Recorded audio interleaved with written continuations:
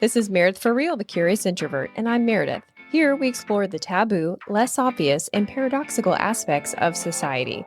I bring you the most qualified person to explore the topics that you think about but don't ask about. The results give you the nuanced answers you crave, not just the Google results making headlines. My mission, and yours if you choose to accept it, is to make a more curious future for everyone. Each episode is different, so bring your ADD and your earbuds and have a look around. Before we get into it, I want to invite you to request to join my private Facebook group. I like it because it feels like a more personal way to share with all of you. So I do post things in there that I don't anywhere else. And people in the group like it because their feedback helps shape the show, and I do giveaways. Search MFR Curious Insiders on Facebook, or you can click the link in the show notes. I hope to see you there. So after this conversation, you may find, like I did, that you never expected to learn so much from those that society deems psychopaths. My guest shares insights from working with patients who teeter on the edge of lucidity and insanity. We cover concepts like contagious emotions, reality testing, and vengefulness. She shares what it's like navigating the minefield of lies that patients tell and that we tell ourselves, the universal capacity for cruelty, and what we can learn from the Nazis. Her book is amazing, by the way. It's linked in the show notes. And if you end up liking this episode, you'll also like the one I did with a researcher on the science of happiness. That's episode 162. All right, friends, keep it curious. Of the nearly 3 million active podcasts in the world, 23,000 of them are true crime.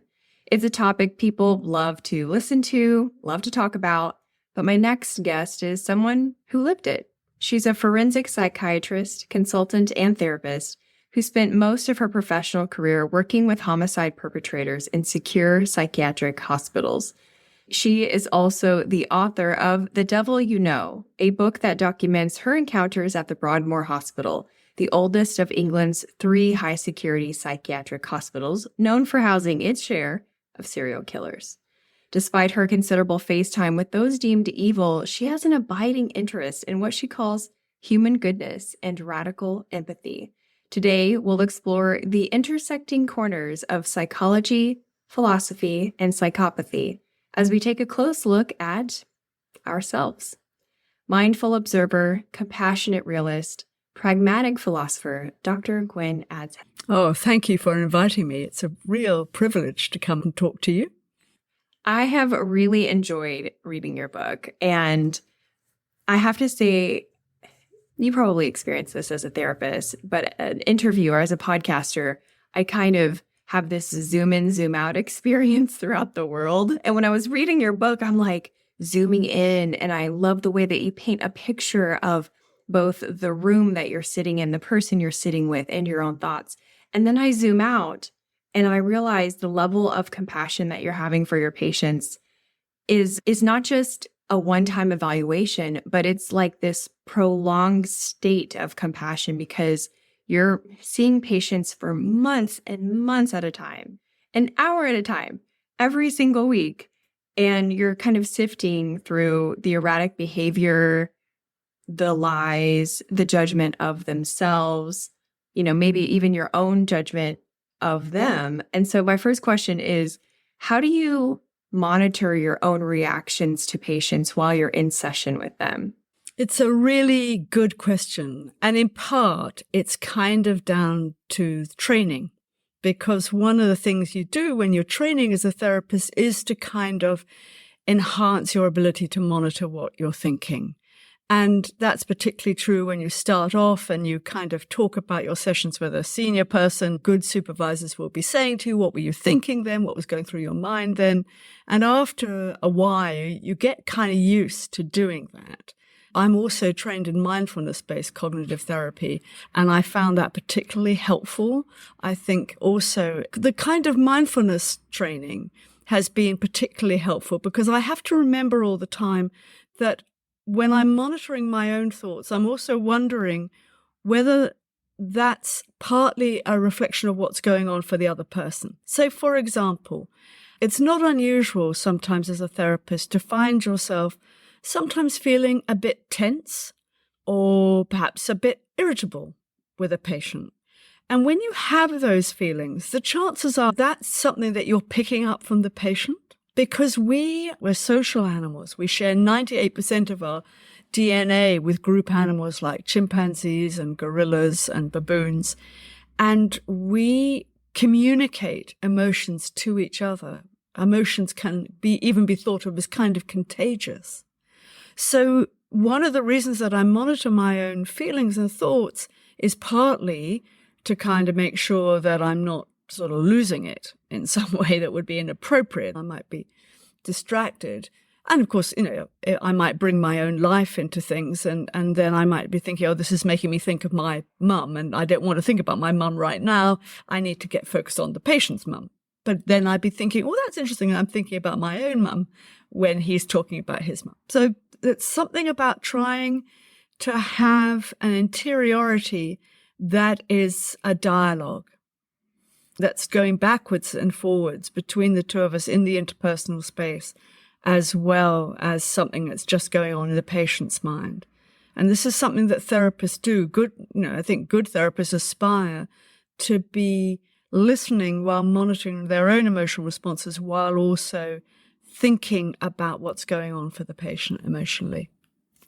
Well, also trying to be mindful. Good grief. That is a lot. Because the first thing that's coming to my mind is, okay, I understand, especially highly empathic people, which you would assume therapists would be. You can misinterpret the other person's emotions as your emotions because you're empathizing with them so much that you are living in their experience. But then on the other hand, you don't want to transfer your opinions and conclusions about your own emotions to that person, and then also being mindful. That sounds like a lot to sift through, especially when you add in the complexity of, I know not everyone agrees on what psychosis is, but generally speaking, an elevated state of complicated mental unwellness, essentially. For sure. I mean, one of the things that I think therapists learn to do quite early on is really some kind of basic communication skills, which enable you to kind of be available to somebody else and to kind of park yourself and your own reactions for the time that you're having a therapy session. And what's so interesting about this work, and this is why Janet Malcolm, her famous writer about psychoanalysis, called psychoanalysis the impossible profession. And there is something about being a therapist which has this impossibility to it, because you are always present in the room while at the same time trying to take yourself out of the equation. And yet it could hardly be otherwise. But I tell you, one of the things I learned very early as part of communication training, which is if somebody bursts into tears in front of you, there's a very natural action that people often do, which is to say, oh, don't cry, and push a box of tissues across, and here, I didn't want to upset you. But of course, when you do that, you are kind of unconsciously giving a message to the person who's crying that you want them to stop. Because It's upsetting. Because it is upsetting. When people are crying, it is upsetting. And we all know as human beings that tearfulness is distressing, which is why people who are crying, the first thing that comes out of their mouth is usually, I'm so sorry. So we really don't want to stop people crying, but it's very common for rookie therapists, and I was that rookie therapist, to kind of shut people up. It took me a while to learn how to sit with silence and distress and anger, and also get used to saying, I'm not sure what's going on here. Can you help me understand what's going on here? Without the need to kind of impose my own view on what's going on. What a beautiful question. I feel like we could use that. I feel like parents could use that. I don't mean to make light of people who are in a state that requires a psychiatric hospital, but I find that teenagers are very confusing emotionally, and that there, are some underlying similarities there. So that question could be helpful for parents of teenagers. Help me understand what's going on here. I love that. Yeah. I wanted to ask you about also having to sift through the lies, because you said in your book, patients who are in secured psychiatric hospitals are known for lying for a lot of reasons. As a therapist, How do you sift through that? How do you not get sucked into their lies? Because perhaps, depending on what's going on with them, they could be really good at lying. Serial killers, we've all seen those documentaries of, oh, he was very charming and, he was able to have access to these secured areas of this secured building and we don't know how, so he could lie his way through life, basically. How do you handle that? Yeah. Well, one of the first things I think it's important for all of us to kind of get our heads around is that all of us sometimes deceive other people. Deception is a very important part of human social relationships, but we probably spend more time deceiving ourselves than we do other people. And my experience is that most people who are experiencing psychological distress of any kind are often telling themselves a story which is not completely true. For example, if you think of someone who's really anxious, they are often telling themselves a story that something terrible is about to happen. Or people who are depressed will say to me, I'm a horrible person. I'm just a horrible person. Nobody knows how bad things are. And I remember a friend of mine who became very depressed. And we were having a conversation on the telephone and I was trying to think of ways to try and help her. And I said, Janie, I think you're not really yourself right now. I think that the you who's talking to me is someone who's kind of got dark emotional glasses on. You can see yourself through a lens of terrible sadness and hopelessness.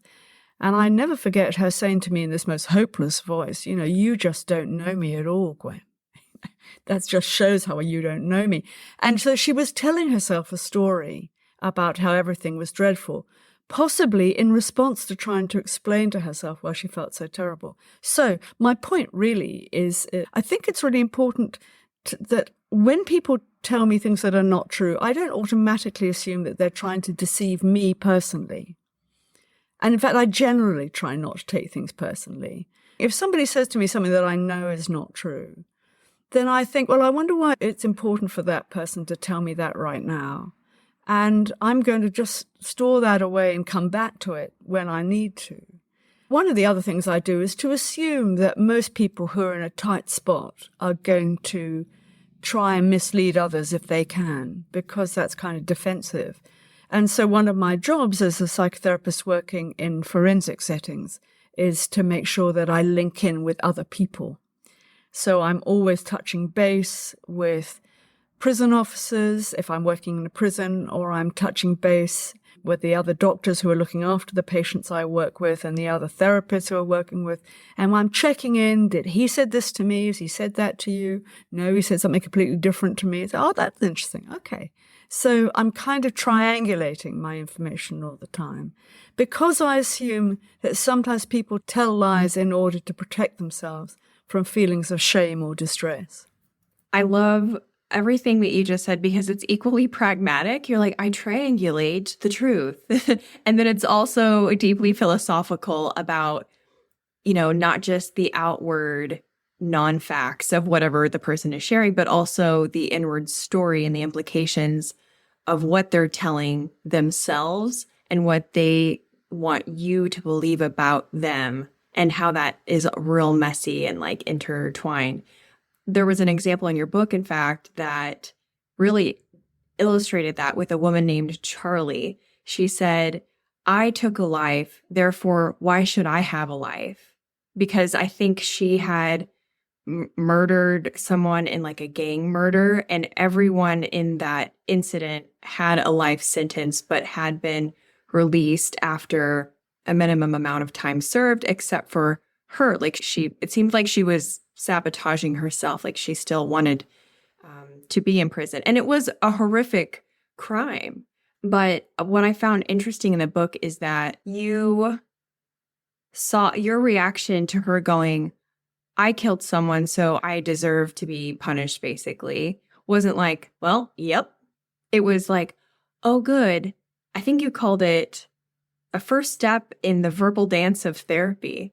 And it made me wonder, oh, geez, how many moments in our day-to-day lives are we misinterpreting something someone says as a fact about themselves or about what they say about us, or as offensive, when in reality, it actually could be a statement of potential a hopefulness in a good direction. Yeah. Well, I think that this is a big worry.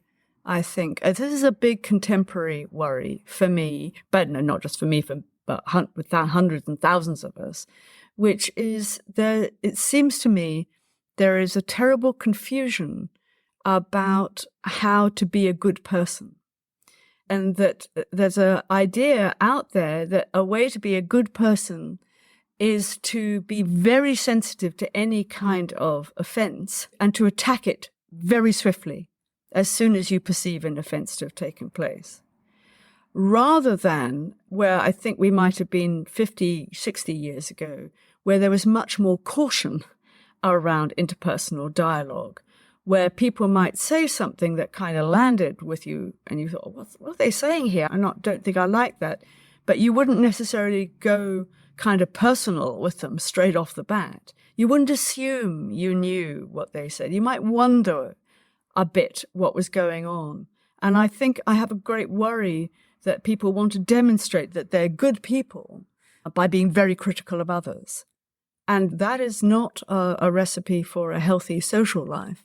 I think the people who are able to tolerate a kind of, or become curious about something that they've heard that they don't like. So that if somebody says something that you don't like, you kind of wonder, I wonder why that person is saying that to me now in this way. Is it possible that I'm not hearing it right? And we always have the possibility of saying, can we hold up for a second? You just said something there that I'm not sure I completely understand. Can you unpack it for me? And I think that, and the moment you do that, the other person will kind of go, oh, well, yeah, okay, I didn't mean it maybe quite like that.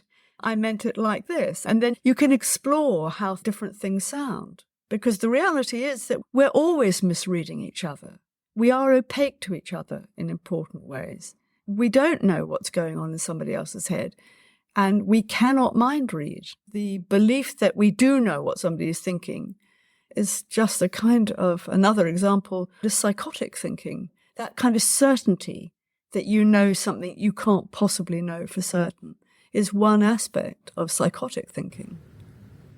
I think I heard you say that if you were to evaluate people's behavior on social media, which is really what I feel like you're describing, basically the ecosystem that is mostly Twitter and Facebook, let's be real, that sort of behavior, if it was in real life, in your chair, would be diagnosed as psychopathy. Not so much psychopathy, but the kind of thinking that's associated with psychosis and distorted reality. So the essence of being psychotic is that you have a disturbed connection with reality. Your reality testing capacity is kind of distorted. And I mean, one of the really interesting things about this is that we all grow a capacity for reality testing. We grow that through childhood, but actually that capacity is a really subtle one. It's very much based on your early life experiences and your early relationships. But if you don't learn how to do good reality testing, then one of the things that happens is that you don't learn to do this kind of thinking that we're talking about, which we call, in the world I work in, we sometimes call mentalizing, which is that ability to stay in the uncertainty. So instead of jump into the conclusions on the basis of little or no evidence, instead of black and white thinking, it must be this or it must be that. Usually it's either good or it's bad. There's no kind of textured grey. Holding on to beliefs despite evidence to the contrary, very clear evidence to the contrary, and dismissing all such evidence as being kind of, as kind of taking it personally. You're trying to attack me by providing evidence that challenges me. Letting the emotions add a kind of evaluation. So the more I feel bad about things, the more I weight disproportionately. I don't give equal weight to good things. For example, during COVID, the happy truth about COVID was that 90% of people who got COVID recovered. Now, I don't wish in any way to diminish the suffering of those who got it very badly and became very, very ill, or of those who died and the loss to their families. But the reality is that a minority of people were seriously ill with COVID. And saying that aloud doesn't diminish the suffering of the 10% who suffered badly or who died. But there's a kind of idea that to see the proportions from a different perspective is somehow to dismiss a minority view. That it's erasure is kind of what people like to say. Well, the internet is a strange place, and it does seem to change the way that our brains work. And I think it just is a mismatch with our evolutionary state of being, like who we are as animals. And I do also think that what we're told as children doesn't help either, because as children, we're told once upon a time there was a good guy and a bad guy, and the good guy is great, and then we get rid of the bad guy, and the end. Circle closed. And I remember talking with a researcher about, I think we were talking about rumination, honestly, and talking about the science of happiness and how the human brain looks to close loops. And I can't help but think about how applicable that is to what you're sharing, and how applicable that is to our public fascination with true crime. We look inward at cases that involve serial killers and great acts of cruelty, and we go, oh, wow, look at that thing. Like it's a animal at a zoo. That's evil. Boop. Loop closed. No need to hold space for considering that person's humanity, because that is almost like on the computer, you know, when you get that circle of like, oh, we're waiting for something to load. It drains the computer, and it almost like drains our computer brain too much to hold ourselves in what you called that textured gray area of, oh, I wonder what they meant by that. I wonder what's beneath that. How do you maintain that over so many years? Because it is tiring. How do you prevent fatigue and burnout? Well, curiously, I suppose I would see it the other way. I actually think it's more exhausting to be constantly in a kind of binary either-or state of mind, partly because it's not real. Because it's not real, it actually carries more load. It's kind of stressful. I mean, people who kill repeatedly, I know that the interest on serial killers hasn't waned for a long time. But again, the stats tell us that there are very few of them. And single killings are far, far, far commoner and much more interesting. Repeat killers are not terribly interesting, I don't think, because you can see, you know, the moment you meet somebody who has killed repeatedly, you know that this is someone who's kind of given up on belonging to the human group. You know, so this is someone who, and particularly when I meet them, I'm either meeting them in secure hospitals or in prison. And these are people who are not going to be going anywhere. These people are not people who necessarily have any capacity for rehabilitation. And they quite often, they don't particularly want to think about what they've done because it's kind of pointless. I think domestic homicides are much more interesting. The killing of partners and the killing of parents and the killing of children. And of course, killing when you're mentally ill and how you manage that afterwards. What happens when you recover from your mental illness and then get in touch with, you know, all the kind of feelings and thoughts that go with the reality of having taken a life. I just think this is so interesting and human. This is where humanity gets down and dirty with each other. It's the messy humanness of life. And that the fact that in ordinary human lives, sometimes shit happens. And how you deal with that is what I think humanity is all about, is where do you find strength to survive? Where do you find the capacity to tolerate learning something painful about yourself? And it makes me think of people in the therapy groups I've run for people who killed. And that's mainly been people who've killed when they were mentally ill. And often what happens is when they recover from their mental illness, their kind of ideas about how they came to kill change. Because obviously at the time of the killing, often they have a completely psychotic reason So that, my mum was putting poison in my food. The next door neighbor was putting microwaves through my head. These kind of psychotic beliefs. When they recover from that, what they're left with is the damage done and the fact that life will never be the same again. And a guy in one of my groups the other day said, I killed myself when I killed those two people.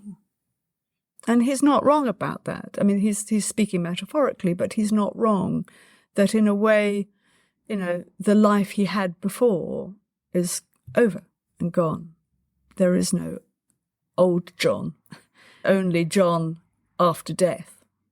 And he has to think about that as well as the impact of what he did on other people and himself. When you say people were in a psychotic state when they murdered, in most cases of the people that in all cases of the people that you're speaking with in session, I couldn't help but think of one man that you talked about in your book that I just had a hard time with. Me looking in, I'm like, that dude's just an asshole. You talk about Marcus in your book. The people prior to Marcus, the chapters leading up to him, they sort of paint this picture of trauma, and I think they were also women, which definitely influences my perception of them, admittedly.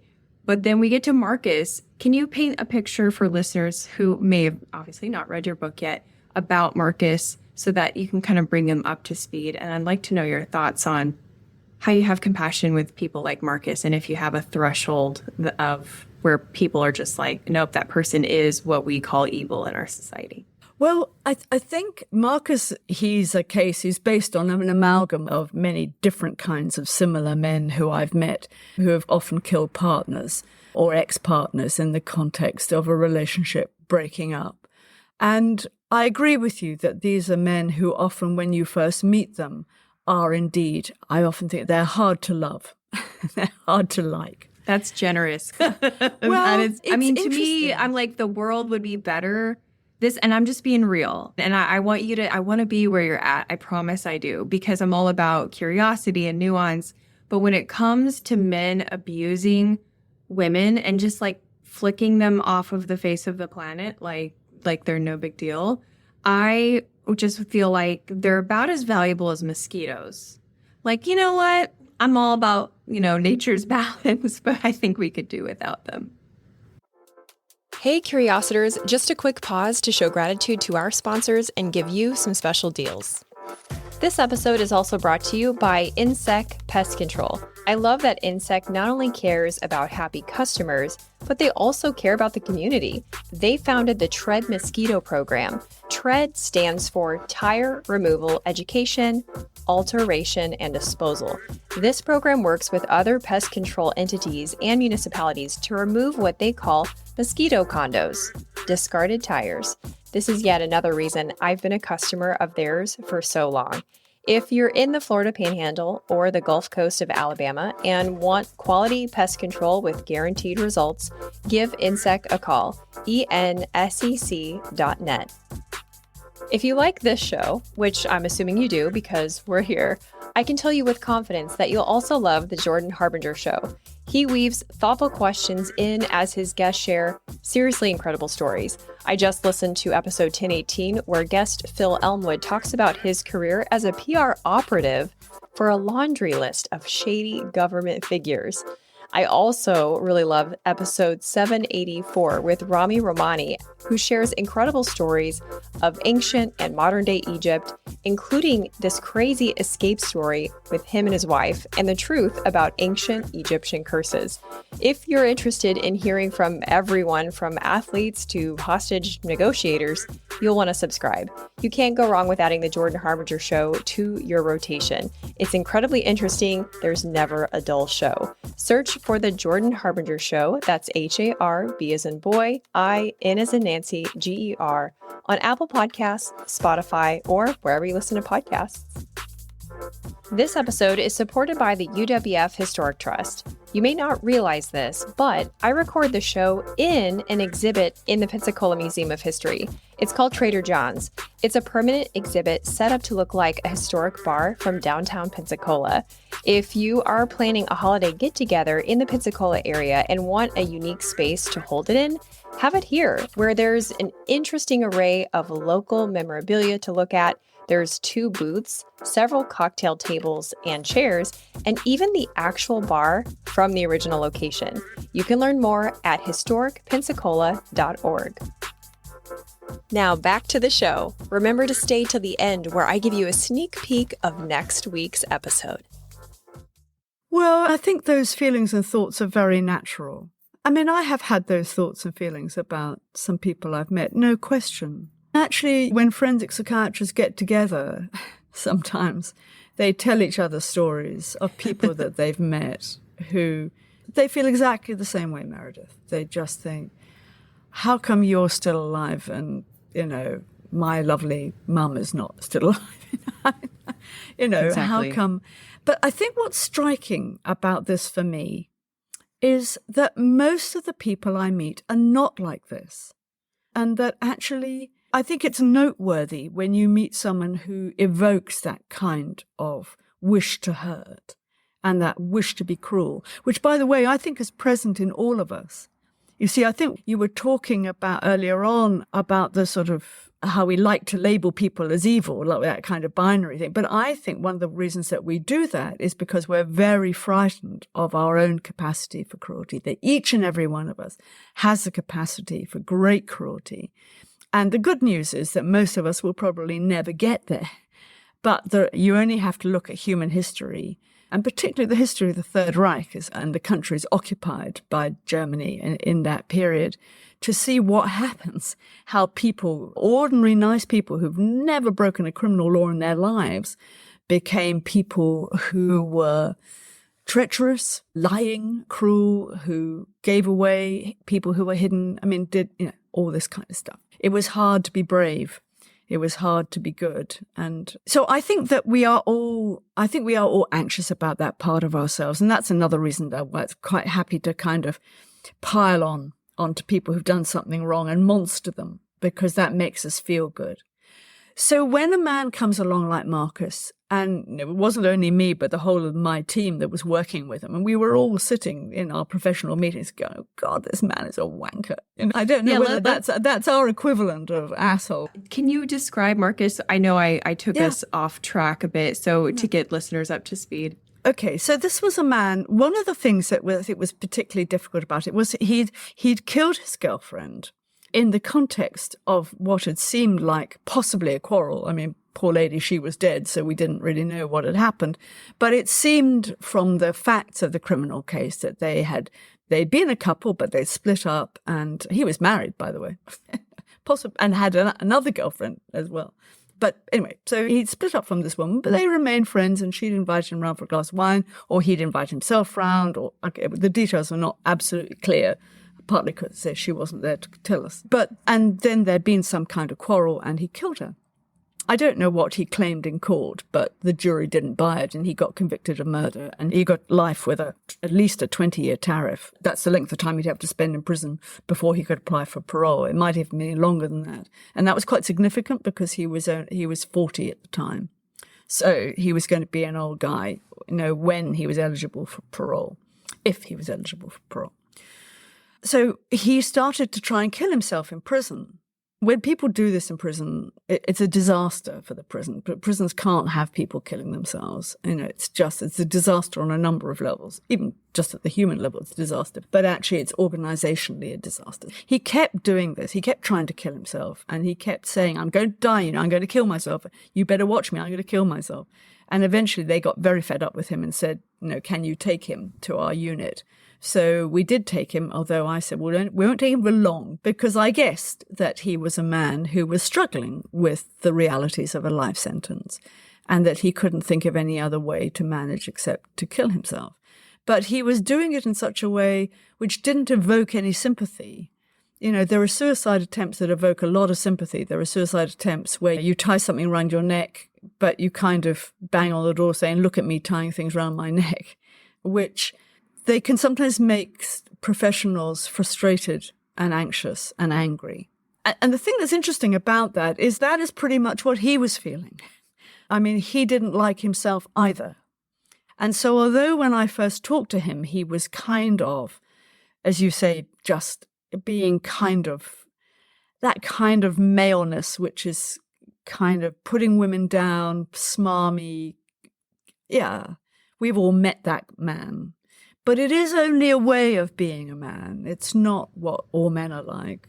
Hooray, hooray. Hooray, yeah. And hooray. most men are not like that. But there's a way of being a man, which is being condescending, which is looking down your nose, which is kind of controlling. So he was kind of trying to get me on side. And all the time I'm thinking, this man is an utter wanker. And I think that's really interesting. So he thinks he's being very charming, but it's not working. And it's not working on anybody. Nobody likes him.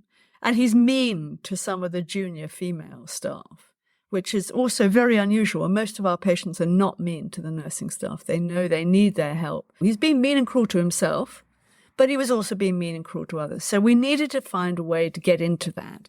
Luckily, I had a wonderful therapy colleague who saw this particular Marcus, and she was the wonderful colleague I was thinking of when I was writing Marcus. I thought of Jo and just what a wonderful therapist she is. And she has enormous compassion, but she's also very clear-eyed because she works with young offenders and young people. And she worked with him for a while, quite a long time. And we began to see a bit of a change in him. Instead of these kind of half-ass suicide attempts. Look at me, look how suicidal I am, you're not taking proper care of me, a kind of entitlement. He began to get properly depressed, actually. He began to think of himself as the wanker.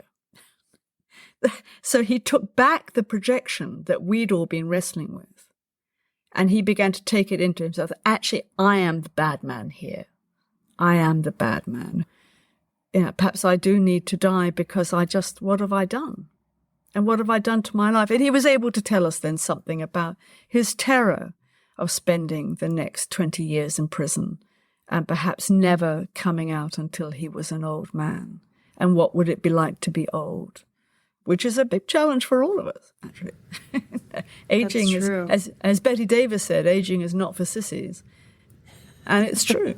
It's not for sissies. And getting old in prison is a tough gig. I wanted to write about Marcus and the other men I've met like him, because often underneath that kind of wanky exterior and that particularly unpleasant kind of narrative is somebody who is actually quite fragile and who needs help. He didn't need to go to hospital. He didn't need to be looked after the rest of his life. We needed to empower him to do the jail sentence that it was his to do without messing about, but to do his time, because that's what the punishment is. You take a life, you have to do a life. That's how the British system has worked for a long time. Most legislations do, and the USA is one of the few, I'm afraid to say. But I will say that I think the death penalty is wrong. I don't think the state should kill. I think it's a bad idea to kill people. If you're not allowed to kill them, the state should definitely not be allowed to kill people. But I understand, as you were saying earlier on, I understand the enormous emotional juggernaut of wanting someone who's killed somebody to suffer, wanting them to disappear. It's complicated. I mean, it is like my uncle was murdered, and I was at that sentencing hearing for his murderer. We were all hoping for the death penalty, and it wasn't till a week after that sentencing was complete that I stopped to think about, oh, do I support this? Because I just got so wrapped up in this guy being such a fucking little prick, because he was like flirting with the character witness people, like literally winking at them. And he wore this attitude like, oh, I found religion. I'm with God now. We're like, you shot our loved one in the back with his gun as he was writing you a check that you burst through the door and demanded he give you. He was literally giving you the money that you demanded. He killed, I think a handful of people, at least 3. So he was on a rampage of killing. And so it's like in these, it's again, the zooming in and the zooming out. So I was so zoomed in that I forgot to zoom out and go, is this okay? And to this day, I'm not sure how I feel about it because our American prison system is, oof, it's a whole episode. It is a different episode, and I don't claim to have any easy answers, but I do think that we all have to take vengefulness seriously and think about it as an emotion that is meaningful. But like many emotions, we may have to get a handle on it in the same way that we teach our children to manage their anger, and we teach ourselves to manage our sadness and our hatred. It may be that we all have to think carefully, each of us, about how we're going to manage our wish to hurt, our wish to be revenged. It's not that the wish to be revenged is odd or wrong, but I think that it is very human. But I think that it may not be something that we can afford long term. You know, I have talked about this in other places, and I have had people who say, you know what, in fact, an American who wrote to me and say, you know what, I've carried my vengefulness towards the person who hurt my family, and I feel just fine about that. And it's not that I couldn't possibly take up a position that says you should not feel X or Y. Quite apart from that, it's not possible to say to people you shouldn't feel something. You do feel, people feel things, and you can't control them. But you can control, or at least explore, the ways that you react to emotions. I think that's true. And I think that we can all teach ourselves to respond to painful emotions better. We can all get better at that, you know. And as you were saying earlier on, it really starts at home. Just how do we do conflict at home with our partners, with our teenage children? You know, I feel the... You feel that deeply? Oh, yes. But also the emotions with dementing parents. Yeah. Oh, that's hard. Oh, boy, hard. That's hard. The sadness, the anger, the frustration. Being a carer, you know, we put carers on pedestals, which is jolly hard for them because they don't get a chance to talk about all the horrible feelings that go with being a carer. And actually, the more you can enable them to do that, the better it is. Again, somebody in our homicide group last Friday was saying he killed a stranger when he was very mentally ill, but he did spend a little bit of time in prison before he came to the hospital. And I can't remember why, there was a reason, but he said, I'm so grateful to have this opportunity to talk about what I've done. Because in prison, I was just banged up behind my door for 23 hours a day, alone with my thoughts. And I didn't really know what was going on. And I didn't have a chance to talk about what happened and what I was thinking and what I was doing. Whereas now I have this chance to talk and to really think about what I've done with people who've done the same thing and with therapists who want to help me think about this.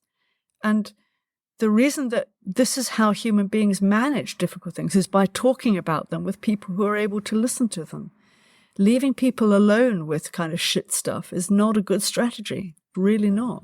Have you ever met someone in your many years of practice, however, that might rightfully so be deemed as evil? Like maybe it's not a spiritual evil that word implies, you know, the connotation of that word, but maybe there is some sort of structural difference in their brain that causes them to be that stereotypical version of what we see as evil. For example, like the child that likes to torture animals and they grow up and they do grow up to kill a lot of people and there just isn't treatment for them. Have you ever met anyone like that? Well, that's a two-pronged question, counsel. Because the first question, is there something called an evil state of mind? And obviously there is an evil state of mind. What you just said about your poor uncle's killer, that kind of state of mind is what we characterize as evil, isn't it? That kind of dismissal of other people's suffering, denigration of other people's suffering, kind of grandiosity, and being kind of I'm better than anybody else. I'm entitled to do what I like. The rest of you are kind of pitiful people. It's like Harry Lime in The Third Man, isn't it? Would it really matter if any of those little people just disappear? It's that kind of attitude. And I think that type of attitude is very noteworthy when you see it. And I think it is a big contributor to the kind of state of mind where really excessive cruelty can take place. And I'm thinking now, I was just having this conversation on Tuesday in the women's prison where I work, where we were talking about a woman who'd killed her stepdaughter in horrible circumstances, which I won't go into because it's not my story to tell. What the team I was working with were kind of struggling with exactly what we've been talking about, which is how do they help this woman survive her 29-year sentence for murder? And how do they maintain her empathy with her when she goes into that state of mind where she's critical of others, she's demeaning of others, she's grandiose, she's entitled, where she's been kind of demanding that her older children come and see her. And guess what? They're not there. Shocking. She has teenage children who, guess what, don't want to come and see her in prison. And she kind of, who knew? And she's moaning about this in the prison to the prison therapists. And the prison therapists are kind of going, it's so hard to empathize with her. And then there are other days when she seems to be a bit more in touch with the reality of who she is and what she's done. But then often she becomes very suicidal and hopeless and helpless. So I think that there are people who get into evil states of mind. There's no question about that. I think we can, all of us, get into that state of mind, but most of us don't stay there. And most of us have other states of mind to come into balance. It's like music. It's like an orchestra.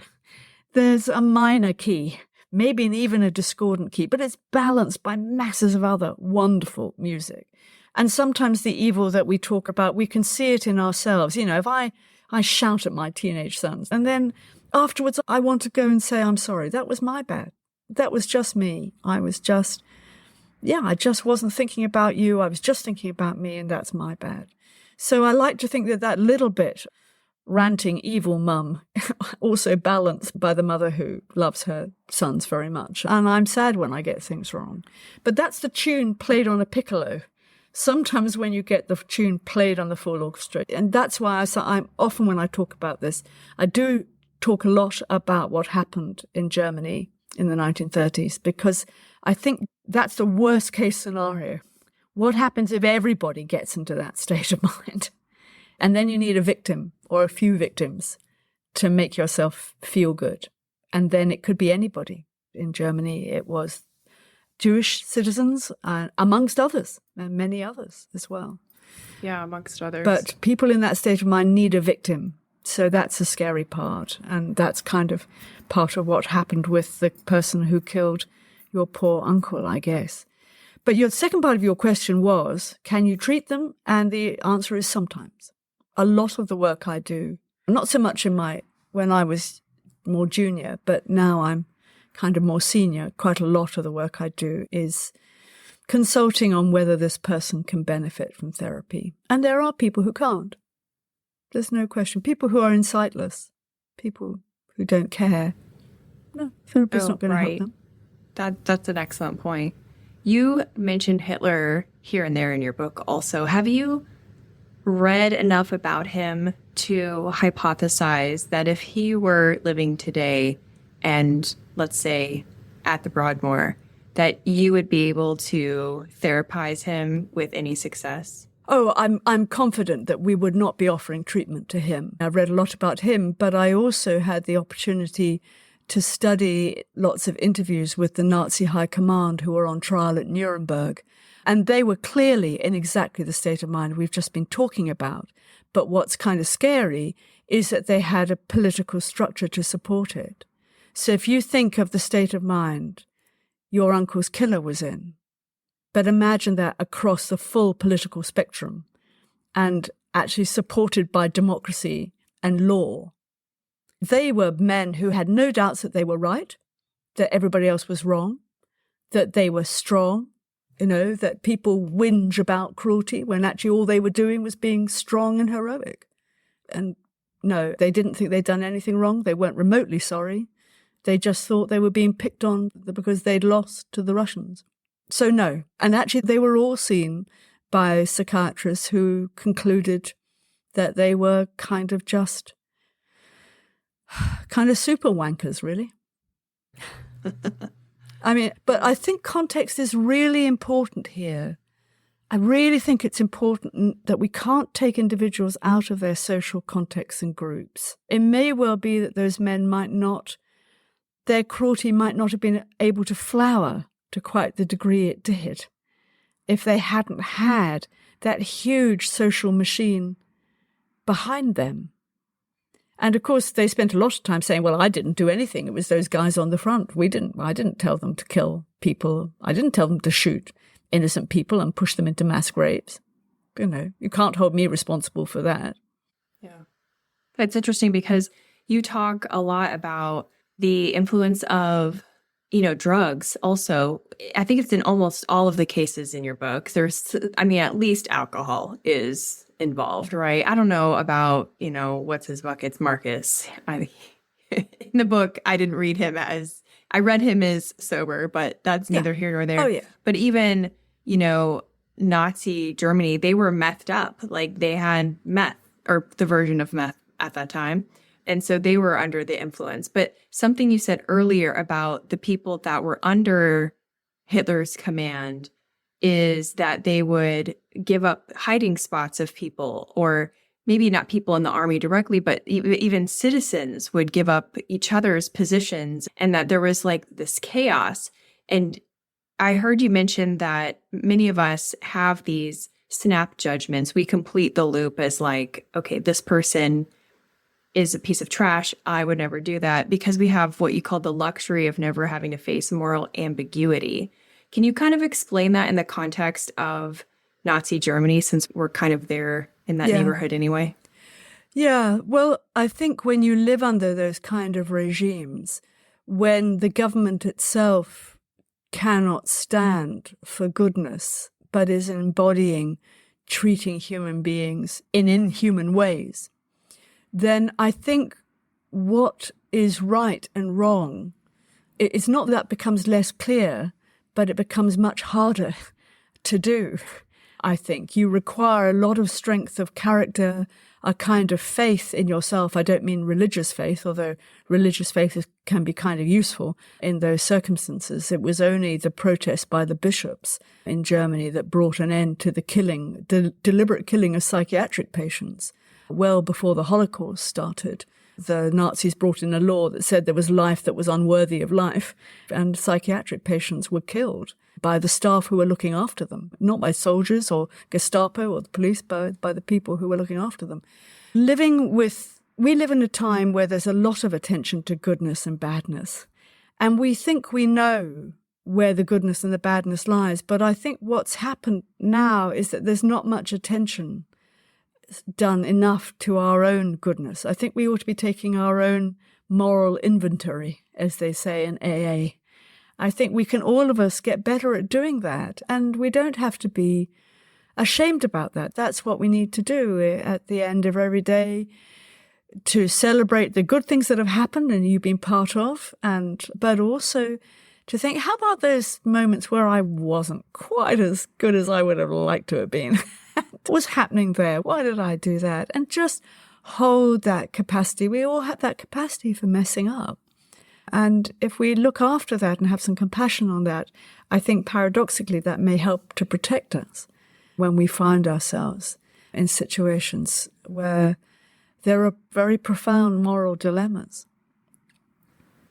I couldn't think of a more beautiful way to wrap up this conversation than that thought. Thank you so much for exploring these interesting corners of our society with us. Thank you for exploring them in real life. And thank you for writing this fabulous book. It really is an excellent read. Tell people where they can find it and how they can kind of be in your world if you have any future projects that they may benefit from being a part of. Well, I mean, the The book is available in the usual way on Amazon and independent booksellers and easy to get hold of. I want to reassure people that it's quite an easy read. It's not got lots of technical stuff in it. It's not kind of gory. It's not kind of dwelling on the horrors or the terrors. It's really an invitation to come and see what my world is like and what it's like to come and sit and talk with people. Eileen Horn, who is my co-author and who made it possible, she and I really put a lot of heart and soul into this book. And so I really hope that people will find it interesting. And we're working on another book about trauma, which I hope will also be interesting and helpful for people. Yes, absolutely. Well, thank you again. This has been fantastic. Thank you so much for inviting me, Meredith. It's been a real pleasure. Thanks for listening. If you liked this episode, you'll also like the one I did with a researcher about the science of happiness. That's episode 162. Stay tuned next week when I speak with a wildlife videographer about the ethics of nature films. Until then, keep it curious.